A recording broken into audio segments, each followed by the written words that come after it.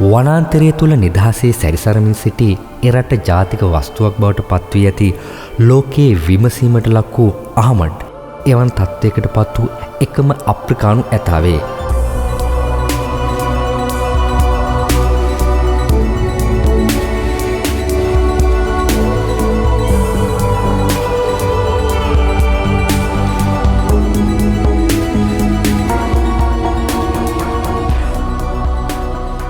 එක්දස් නවසේ දහනවේදී පමණ උපත ලැබූ ආමඩ් ජීවත් වූයේ නැගෙනහිර අප්‍රිකානු රටක් වූ කෙන්යාවේ වනෝද්‍යානයක් ආශ්‍රිතවය.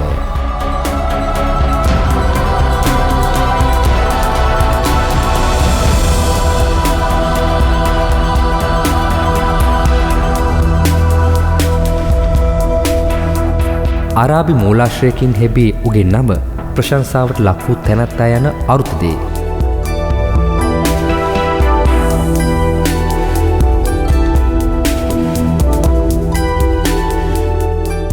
උගේ දල බිම ගෑවෙන තරම් දිගු අඩි 10ක් පමණ දිගු රාත්තල් 150ක් පමණ වූ අසාමාන්‍ය දලයුගල අහමඩ් ඉරට ජාතික වස්තුවක් වීමට දායක වූ මුල්ම හේතුවයි.